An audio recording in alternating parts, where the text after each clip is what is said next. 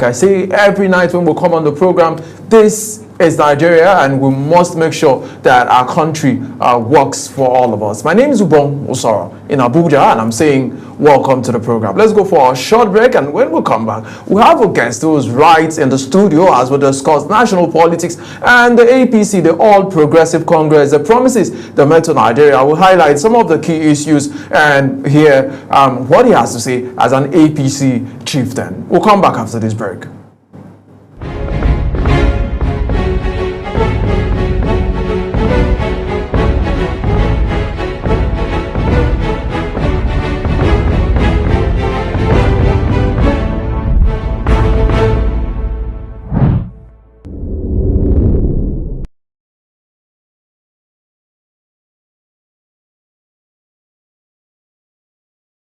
All Progressive Congress, the APC, got into power in 2015 in that general elections that saw President at the time, Goodluck Ebele Jonathan, who probably is on his way back from Guinea-Bissau, actually concede defeat to our late former President Muhammadu Buhari. It was something we've never seen in Nigeria since the return to democracy in 1999. And since then, the APC came out with many promises, and some Nigerians say they've not achieve those goals as to what they said. But the president, the current president, Bola Ahmed Tinubu, campaigned on the fact of renewed hope. Is coming to give hope to Nigerians, and we saw one of the first action he took while during his inauguration, that was removing the fuel subsidy. And different persons have talked about the gains and the losses of that particular policy, but it's been done, right? So we still have the APC now, who are the leading political party, the ruling political party. In fact, the political party where a lot of other political party governors are defecting. Somebody said members also defecting. Those are questions I will get to ask tonight. So we have joining us tonight to help make sense of the issue, Honorable Kofi Ekpetokun, who is the APC chieftain and the governing council board member of the National Mathematical Center. He's also the National Organizing Secretary, Forum of Governing Council Members of Tertiary Institutions in Nigeria. He's joining us live in Abuja studio to, as we discuss national politics, interrogating APC's policies and program. A very good evening to you, Honorable Ekpetokun. It's good to have you join us in our studios. All right, thank you very much for having me. All right, so let's start the APC, a political party who came as a major with various political parties like the CPC, the ACN at the time, and ABGA, APP, and the new PDP also came with a faction. Have the APC delivered its mandate? Especially, I remember in 2014, there was a lot of talks about corruption will be killed. There were talks about the economy and insecurity on those tripartite promises: economy, security, and corruption.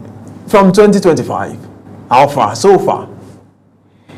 Well, thank you very much. You see, it's quite exciting to discuss essential matters like this that has to do with national development.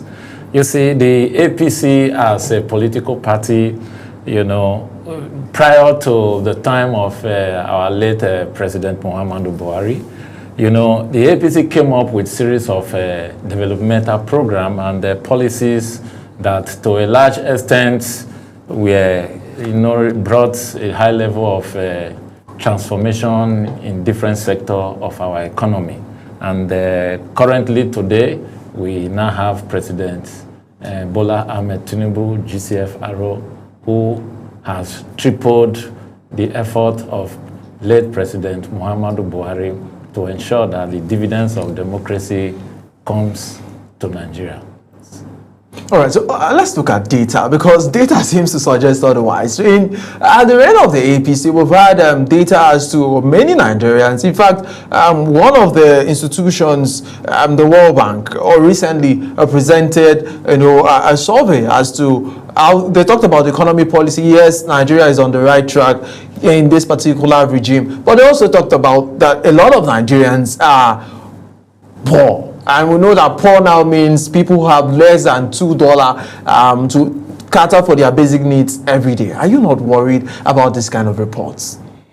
Yeah, certainly. On one part, I am worried, and on the other part, I am hopeful, because they say the journey of a man begins with a step. And if you see the strategy that President Bola Ahmed Tinubu brought in, you know, is evidence that yes, it comes with some level of challenge and the pain, but at the same time, it is the goal that we are looking at. And looking at the time President Bola Ahmed Tinubu came in 2023, where the removal of subsidy almost shook the entire system of governance, and you know, the economy went into a state that is undescribable at that time, you know. But as it stands right now, it is evidence that President Bola Ahmed Tinubu has been able to change the narrative based on the fact that he promised Nigeria the renewed hope agenda, which will bet a new dimension of prosperity to the Nigerian economy and to the Nigerian people. You know, you talk about a high level of poverty, which is of great concern. But the question we must ask is, how do we find ourselves in this state of high level poverty? What were the process that brought us into this high-level poverty? You know, if you begin to look into that, you will align series of factors and activities which line even far beyond 2 decades before now.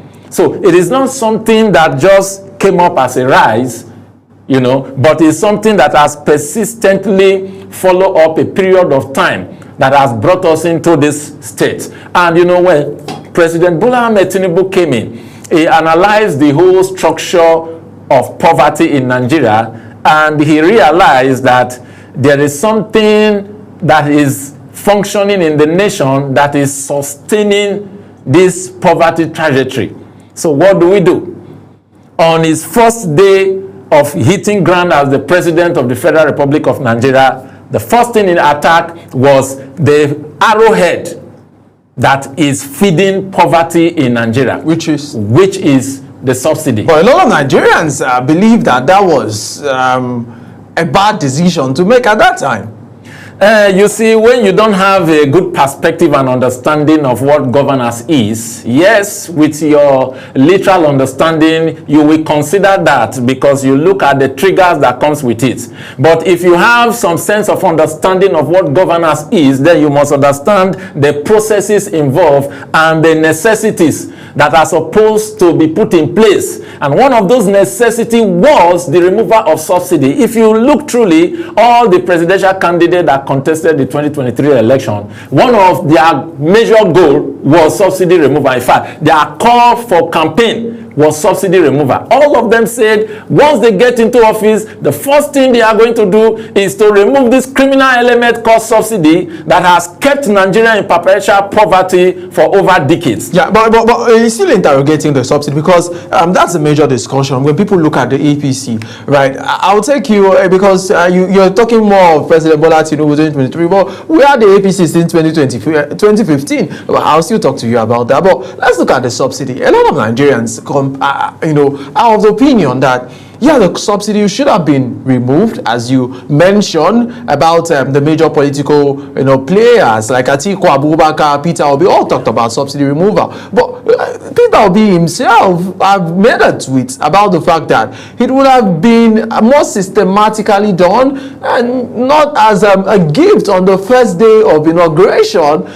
Maybe there would have been measures to cushion the effects of the subsidy removal duly planned and rolled out before such critical national announcement is made. Yeah, you see something. There are necessities that you don't need to waste time dealing with. They say delay is dangerous. And if you look consistently, different presidents of this country, they've made attempt to the removal of subsidy. The question is, why did they fail? They failed because they failed to take responsibility when it was necessary. They thought that they could set up principles, measures that is capable of curbing whatever the resultant effect of the removal is going to be before removing it. And as such, by the time they started in that direction, they ended them not being able to remove the subsidy. And this is the challenge that has prolonged in the Nigerian governance. Every president come with a good intention, knowing fully well that there is a high-level corruption practice in the name of subsidy, and they have it in mind that they are going to remove it. Unfortunately, they find themselves in a situation whereby the subsidy cabal became so powerful than even the decision they thought they would make, and it became too late for them to take appropriate decision. And this is where Nigerians must sincerely commend President Bola Ahmed Tinubu for taking that necessary decision to ensure that this cacawan called subsidy is removed from the system of Nigerian government. At what cost? We've talked about the decision necessary. You've used the word, but at what cost? Is there a human face to it? And since the removal of subsidies, what has been the effect of this removal? Yes, we know that the states receive more allocation, but I know that you play local politics and you speak to your people at the world level. Are they feeling the impact of the removal of the fuel subsidy now? Yeah, the beauty of life is that they say Rome is not built in a day. That is a general adage. You know, and they said that the journey of a mind always begins with a step. I could imagine when this studio was started. I understand the process involved in starting a studio. You didn't just have this studio overnight. It takes a process from one stage to the other. You got to the point you are today. Now you are airing live and the whole world is watching. It's a process. You see, when the subsidy was removed, the president has specific targets, and those targets comes with time frame. And they come stage by stage. There is no way you will remove subsidy today and you will put food in the table of every Nigerian. This is economics. It's not a miracle. You understand? So because of that, the president has aligned different policies, different programs with which he wants to execute. And knowing fully well that removing this subsidy, yes, we create temporary hardship. He considered this as temporary. He has it in mind. He knows what was going to happen. But the question is, what did he do? Now, removing the subsidy, seeing the hardship that was created, he provided a lot of items, policies, and programs to cushion the effect of the subsidy. From the very beginning, you saw the president released funds to the state governors. Apart from the allocation, so are these funds getting to the masses? Those are questions Nigerians. Yeah, that is where we are going to have a little challenge, because sincerely, some of these funds didn't get to the masses, and it worries the president a lot. And you saw that as time goes on, the president begin to put pressures on the governor. You people should do something, because this fuel subsidy removal has made more provisions for the Nigeria economy. Now funds are now available. These funds that were ordinarily supposed to go to the hands of some few individuals is now made available for governors. So now that the state governors, the local government are receiving more allocation, this is the time for us to put up programs to ensure that the effect of this subsidy removal, is reduced on the side of the masses. Unfortunately, at the initial stage, the state governors didn't really respond positively, but we thank God today they are doing better, sincerely speaking, because I saw what happened in my local government just last week, what the local government chairman did in just 1 year in office. In fact, it was mind-blowing that for the first time in the history of Nigeria, a local government chairman will be able to commission over 8 projects with a brand new massive edifice of the local government secretariat, and so many road projects and all that. Local government, for the first time in the history of Nigeria. So these are the dividends of the removal of the subsidy. But right, before we move to another topic, it still seems to be elitist in nature, because the fund still goes to the governors, the fund still goes to local government chairman, who are elites in their own right, and the ordinary Nigerians, at the end of the day, for maybe we are explaining subsidy to my grandmother in the village. How do you explain that to her who used to do maybe 50 naira transportation is now paying 500? How do you explain that it makes sense? And And you know the inflation that came with the removal of subsidy as to transportation. Places where people used to pay 150, they now had to pay 2,000 and all of that. And I just like, and while the subsidy was still going on, we also saw the process about the unification of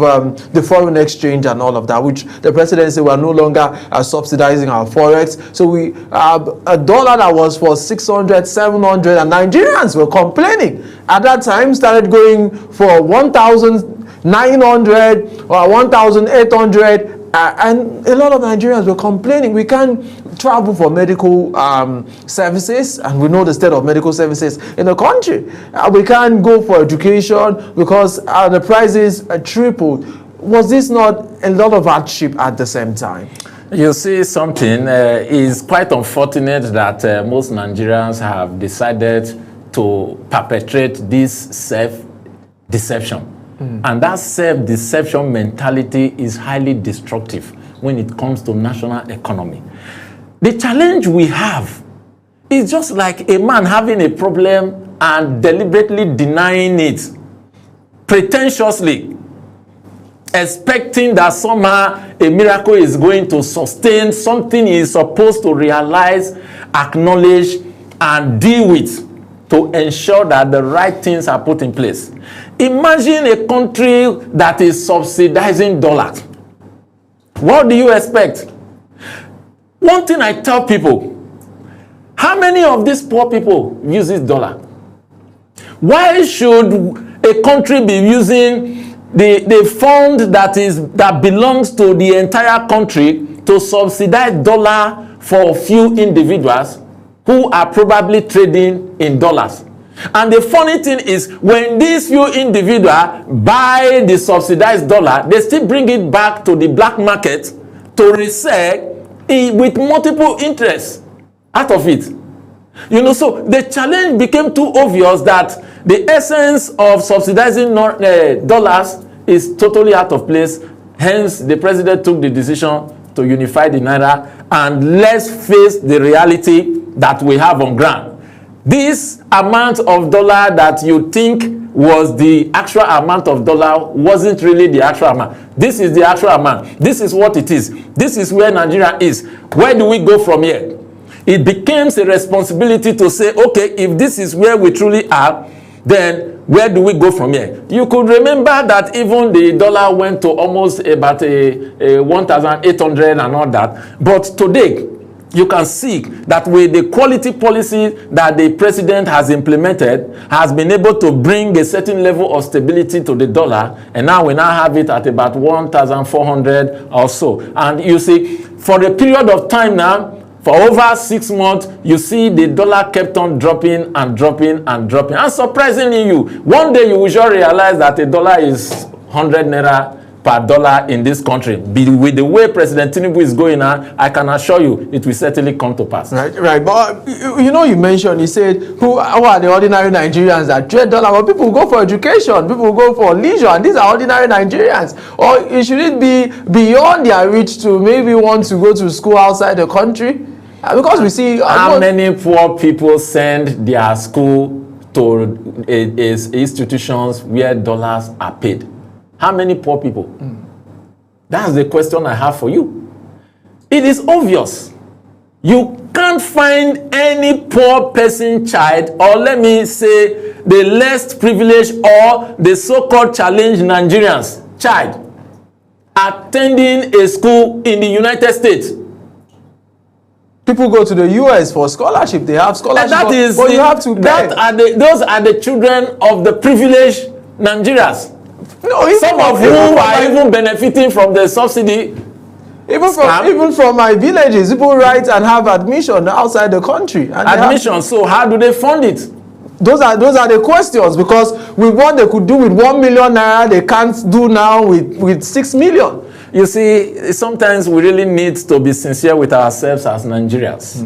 The obvious fact is Nigeria is bleeding and almost getting stuck in his nose rig. Right. So talking about Nigeria is bleeding, a lot of people argue that if truly the situation of the country is that bad, why do we still have political office holders who are not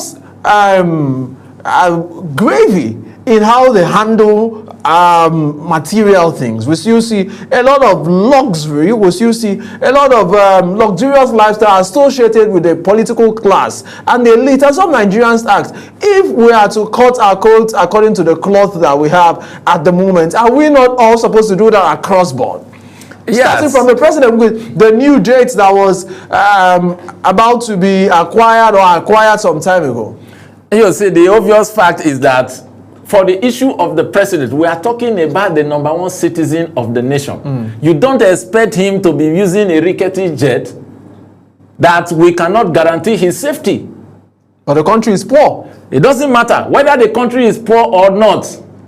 You have to be alive to solve the poverty problem of the country. And because the president have enormous responsibility to travel to ensure that he builds a cordial relationship between Nigeria, within Africa, and the globe at large. He has to be on the move, like we have seen, always on the move to reach out to ensure that he is able to bring in foreign investors and other build bridges and partnership across the world. It is something that is a necessity, because you can't say you want to move from point A to point B and you are hopeful that when you get to point B, you should be able to get something that will make your country better, and you don't have a means to get to point B. That is even more dangerous. So the issue of getting a more comfortable, convenient jet for the president, it's a plus that must be acknowledged. Then when you talk about other politicians who tends to be living a luxury life, sincerely, it's a thing of concern to every Nigerians and to every one of us. And if you see that in the previous governments, a lot of these things have actually manifested themselves beyond control. But in this government, there is a high level of checkmate in all these activities. And if you see what the president is even doing now, the policies that are coming up now, he is doing everything to checkmate government expenses, to make sure they cut it to the barest minimum, where more funds can be utilized for infrastructural development, and also to ensure that human capital development is the top priority. And that is exactly what President Bola Ahmed Tinubu is doing right now. All right, so you've talked about what the president is doing as to the fact that it's done for the good of Nigeria, but let's talk about the renewed hope, right? The mantra. It became the building block for whatever policies, programs that the APC came with, at least in this administration. A renewed hope policy, a renewed hope grassroots movement, renewed hope, a lot of selling hopes to Nigerians. And some Nigerians have questioned, are we seeing, is there hope for Nigeria? Let me even ask the question. I will start by saying that, you see, Nigerians as a people, in fact, it is like a gift from God that we have this attribute of persistence and continued hope. We believe that things will get better. It's a mentality of Nigeria. But with the previous and subsequent government, it's like that hope is a kind of dashed, and it more or less look like it will not come to fruition until President Bola Ahmed Tinubu came in. And he came in with an assurance that, oh, that Nigerian hope, that confidence that we've always had, that now look hopeless, I have come to renew that same hope for Nigerians to know that it is time to move forward and to get the country on the global stage. And that is what the Renewed Hope agenda is all about, and is actually enforcing in the Nigerian governance. Right. So how have this hope been able to sail? And let's look at some of the challenges that could hinder this renewed hope. We've talked about the renewed hope, but let's look at one of the core challenges we have now is the issue of insecurity. And we know that in 2015, in 2014, the APC campaigned on the mantra of insecurity, except you're going to say 2015 to 2023, well, let's forget about it. But if we want to talk about it, one of the core strengths of that campaign was corruption, insecurity, and economy. Have the APC been able to handle the insecurity or the security problems of Nigeria so far? Just the other day we saw in Kwara State, the kidnapped and got those children are back according to the reports that we are getting. But we will not have even gotten there. Let's talk about this problem. It seems it is now metamorphosing to different names: banditry, kidnapping, headers, unknown gunmen, and the names just keep coming. I want to give a proper analysis of the perspective of insecurity. You see, we have different kinds of insecurity currently going on in Nigeria. We have the aggrieved people insecurity, we have the artificial insecurity, and we also have the sponsored insecurity. Then we also have the natural insecurity. These are the four perspectives of insecurity that is going on right now in Nigeria. It is not just a today thing. It has always been there, unchecked. And you know, until it became so obvious during Governor Goodluck Jonathan Ebele's tenure. And the APC campaigned on it. Yeah, they did, because it was a strategic moment to ensure that they gained the trust of the public, and which eventually... Was that not deceit, Honorable? Was that not deceit? No, you can't say it is a deceit, because that was a situation that was on ground and it was unchecked. In fact, as at then, you could hardly even walk in the city, in the street of Abuja. Bomb blasts every now and then. In fact, you can't even pray. The entry vehicle becomes a problem. You go to the bus park and the next thing you hear, a bomb blast. That was the state as at that time. And President Bola Ahmed Tinubu, late president, came in to say, we must do Muhammad Buhari, we must do something to that effect. And to a large extent, Muhammadu Buhari did his best to curb all these high-level bomb blasts, reduce the insecurity situation to the point that even states and local governments that have been overrun by, you know, this so-called Boko Haram and ISWAP and all the bandits and all that, were recovered back to the Nigerian state. You know, but you know, you cannot entirely, you know, deal with issues of insecurity overnight. It's a process, because just like I mentioned, you have the aggrieved people insecurity. These aggrieved people are those who have probably lost out in the scheme of governance, or who lost out in election. A majority of them tends to be in the oppositions and all that. But the APC was in opposition in 2014. But let me allow you finish, Honorable. Yes, you know, so they have their own way of creating a state of insecurity that has to do with propaganda and all manner of, you know, defiant statements that could probably create some level of tension to destabilize the sitting government. You know, that one is on one part. Now you have artificial insecurity. This one is also designed to ensure that unnecessary tension is created, even when nothing is happening, or even when little is happening. They have this device where they magnified little things. And it's unfortunately that majority of Nigerians bought into this idea, and even some of the media houses. It's quite unfortunate that we find ourselves in this kind of situation. So they create artificial insecurity. When a little thing happens, they magnify it as though the entire country is finished. You know, so we have series of these problems in our hand. But one thing I want to say clearly to every Nigeria and to the world is that security situation is the responsibility of all citizens. There is no government that is particularly responsible for providing security for its citizens just as a government, because we are all part of the government. We all have responsibility in our different localities, in our different local government and state. Security ordinarily is supposed to be taken care of at the local government level. It's not the president that is supposed to be saddled with but for a political party that campaign on the promises that we will help solve the security challenges in Nigeria, and also, Honorable, when we talk about maybe the artificial, not the artificial, the sponsored, the one of the kinds that you mentioned.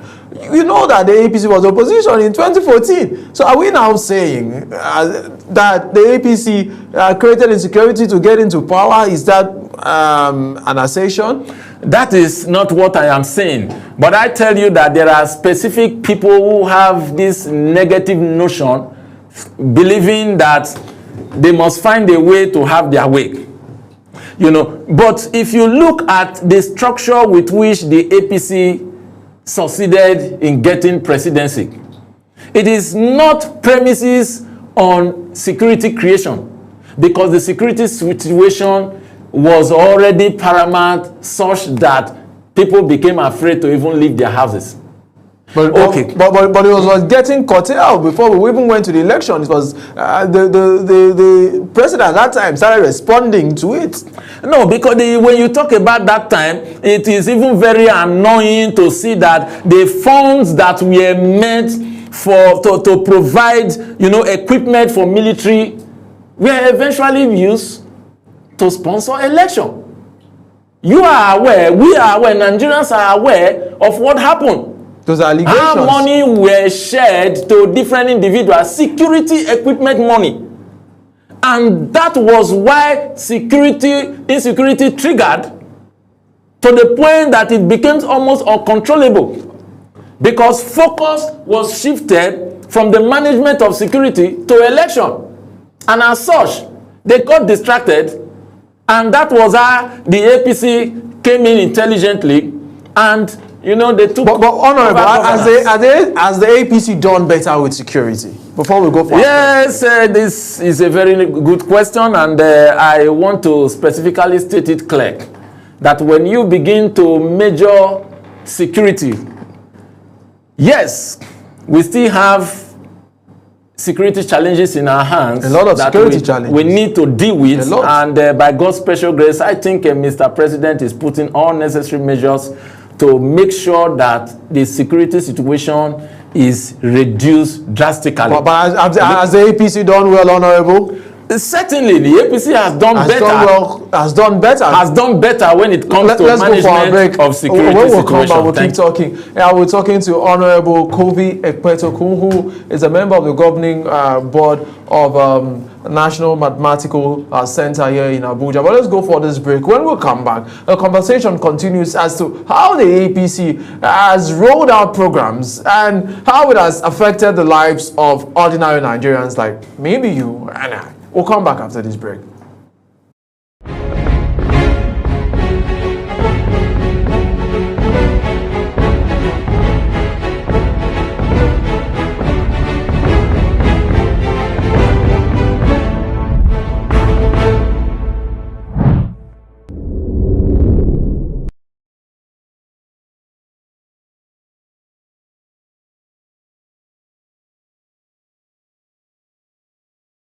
Back if you're just joining us, this is Big Talk, a program where we highlight political issues concerning Nigeria. And tonight on the program we have an APC chieftain who has joined us and a member of the governing council of a mathematical center here in Abuja, as he's joined us to help make sense of the discussion where we have tonight national politics, interrogating APC's policies and programs. Honorable Kovi Ekpetokun, who joined us. Thank you so much, Honorable, for staying with us. We're still talking about your party. One of the novel programs that your party has brought, well, people could say it is welfarist in nature, or maybe even socialist in nature, is a student loan scheme, the NEL fund, right, where students could access loans to actually get into education. And some persons have commended this presidency as to that, although there's been also reports that in the long term, we hope that we'll keep having semblance of, right, where it is not hijacked by some political class and thereabout. But let's talk about that particular policy. Let's talk about education and how education is very important to nation building. And some of the things your party is doing, or your government, the APC-led government is doing to actually push education and to help Nigeria become better as far as education is concerned. Yeah, I want to sincerely make it clear that kudos need to be given to President Bola Ahmed Tinubu, GCFRO, for a job well done when it comes to restructuring the educational sector as far as Nigeria is concerned. You see, in fact, President Tinubu is a genius in this regard. in the sense that the current educational structure we have today is so dynamic on one part, is highly corruption-free on another part, massive infrastructural development on the other part, ease of providing education on the other part, and the provision of funds for Nigerians to be educated. You see, it's so superb in its nature. You know, as a member of one of the governing council of the institutions in this country, the National Mathematical Center, you know, I have seen, in fact, let me be very clear here. Before the emergence of President Bola Ahmed Tinubu, our educational sector is almost at a rot. When we visited our center, when we were appointed, the National Mathematical Center was like a dead place where nothing is happening. But the APC government was in power in 2015. Is this not? Yes, I will agree with you on that, but I will also want you to understand that there are strategic measures each government comes up with.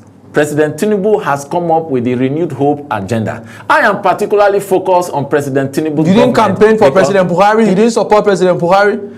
The obvious truth is, yes, I was in APC, but I moved out of APC during President Buhari election because I have the need to contest for the 2019 general election, where I contested for Senate in my constituency, Delta South Senatorial District, in the 2019 general election. And as such, I couldn't have the privilege to get the APC ticket, and I needed to contest. I have to move out of the APC, you know, to pick up a ticket under another political party. You know, and on that ground, I supported my party, and I voted for my party presidential candidate before the re-emergence of APC, and today, here we are. You see, President Bola Ahmed Tinubu is not just a candidate. My commitment to the President Bola Ahmed Tinubu is divine. It's well noted. Well noted. Let's not bring divinity into politics. Let's not bring divinity into politics. But we're talking about education. You are a board member of the Governing Council of Mathematical Center, and also a secretary to National Organizing Secretary to one of the Governing Council Forum of Governing Council of Educational Boards in Nigeria. And we have a lot of them. We've seen the recent WAEC results that came out, the JAM results, and there's been complaint that it seems students are not doing as well as they should do. What are some of the things that you found, especially in mathematics? A lot of students, just the other day we saw some news that mathematics will no longer be needed to get admission into some courses in the university, and later on we also got counter news that was not the case. But go ahead. You see, it's quite unfortunate that some misconception is rolling all over the place, and we must get the fact and the issues appropriately. You see, we are looking at the transformation of our educational sector. What are the possible challenges? What are the setbacks? What are the limitations? How do we go from here? These were the things that the Minister of Education took his time to look into. You know, like I said, they say the journey of a man begins with a step. When you have a bigger problem, you don't start solving the problem from the big nature of it.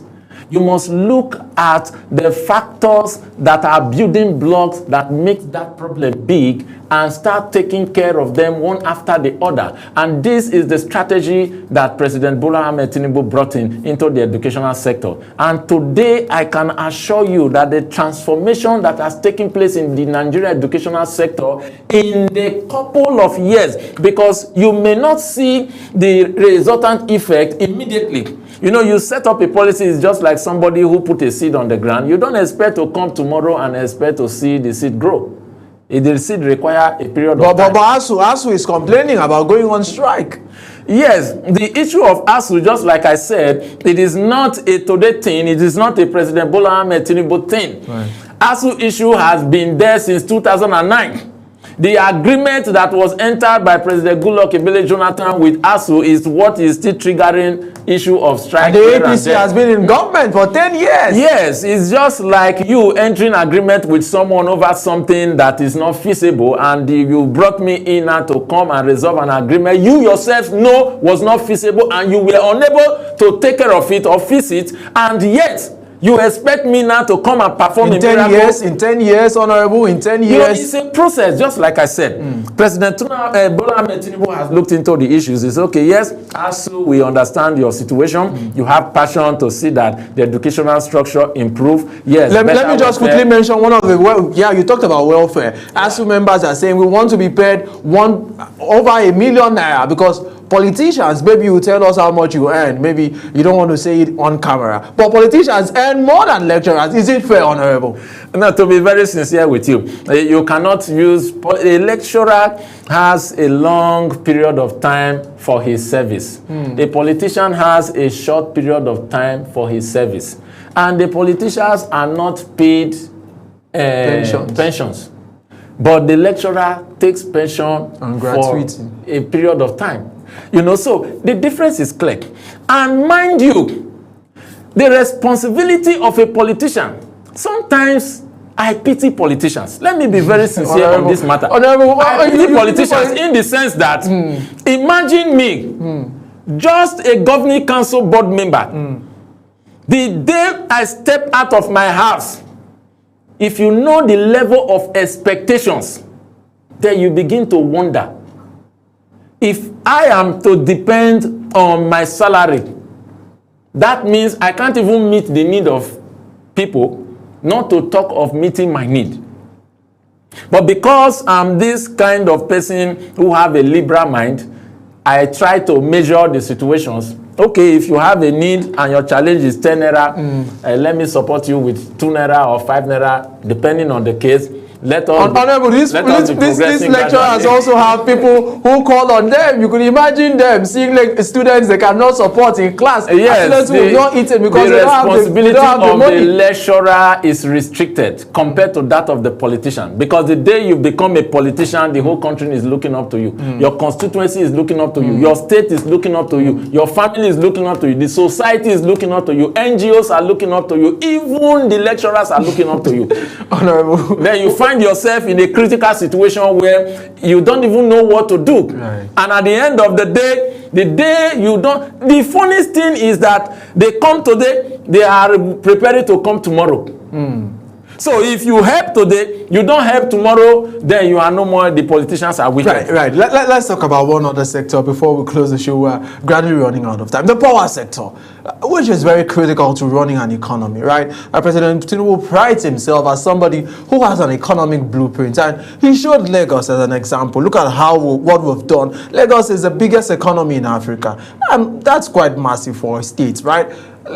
How has the power situation been, knowing that since 1999, over 26 years, democracy, we've not been able to effectively salvage this situation. We still have blackouts night and day. We still have all of this interruption in our power system. And we know how important the power sector is to running an economy.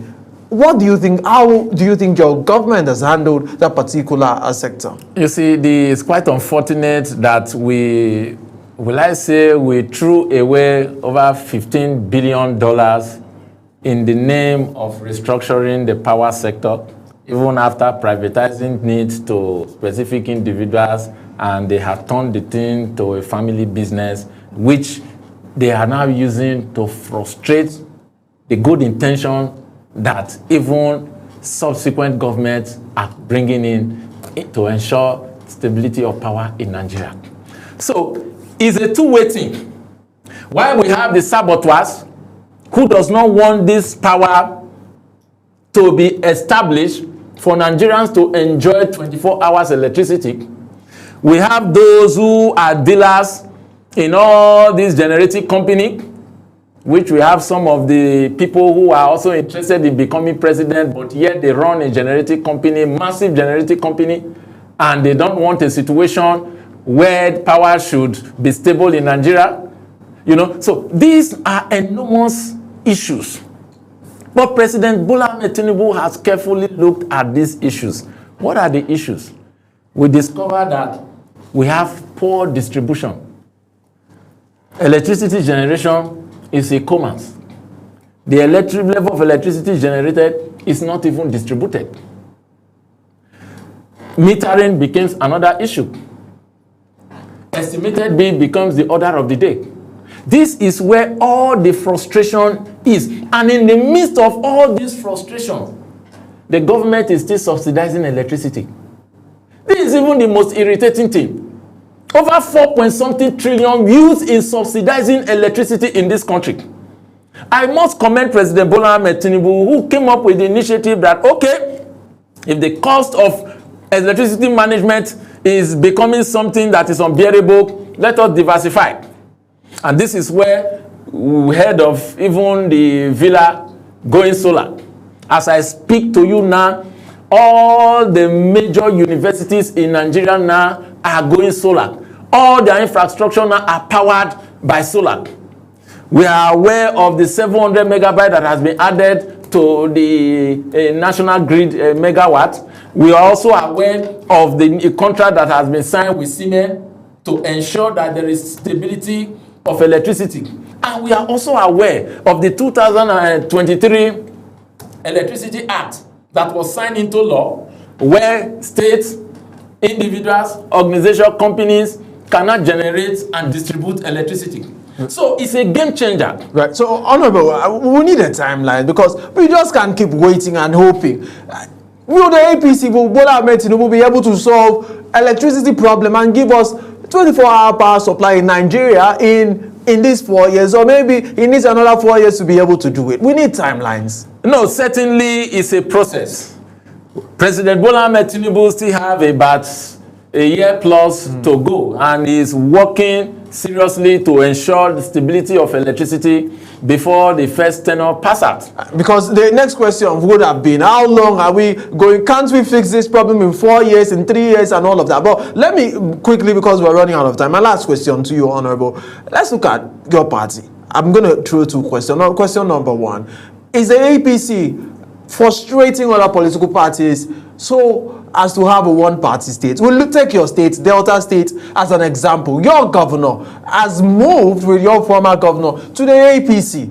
Are you happy that they've moved to your party? And there are also concerns as to the fact that they may have been intimidated to move to that political party. You see, the obvious truth is when you talk about intimidation, it is not really outright intimidation like somebody is coming to intimidate them. It is what they witnessed in the 2023 election. For the first time, they saw an engagement that is beyond their imagination that made them to say, the way these people are growing, if we continue to leave them, they are truly going to push us out of power. So what do? We need to join them so that we can be with them, and there will be no reason for us to start contending with them. I think that was what played out in Delta State. But looking at, the political terrain generally and the activities going on in the different political parties, you will agree with me that the APC structure is so unique such that every right-thinking politician wants to be in a political party that first organized, that has a leader, that has a sense of direction, that has purpose, that has definiteness, and that has the power of unity. APC is beyond a political party as it speaks right now. It has been so structured by President Bola Ahmed Tinubu to become a family union. So the mentality... So the APC is a family? Of course. If you look at the activities of the APC, a problem that happens to one is a problem that happens to all. That is a family mentality. It is no longer, you are a party member, solve your problem. No. Look at what happened in Kebbi State. The whole governor rally ran to support their own. Anywhere you hear a situation that happens or goes wrong within the APC government, you saw the kind of unity, you saw the kind of encouragement and the support given. So Nobody, no right-thinking politician want to see that kind of a political party and don't want to belong. Are you threatening that the ADC is now organizing and maybe coming after you in 2027? And even the PDP is also organizing. No, but if you ask me, one thing I tell people each time they raise the issue of ADC, I call them an association of confused politicians. ADC are confused politicians. It's actually an association of confused politicians. Because we have the former Vice President Atiku Abubakar. He is even more confused because a man that if you give me time, if you give me time, I will give you analysis of how confused each and every one of them Vice President have been, because how can a man be participating in a political party activities and for over how many months you were not even sure? Is it, just keep mentioning their name, is it El-Rufai? El-Rufai is not even sure whether he's a member of the ADC or not, even up to today. Just few days ago, Atiku was courageous enough to say, let me come out and make so. Thank you so much, Honorable Kobe. We have to go. We've been speaking to Honorable Kobe Ekpetoku. He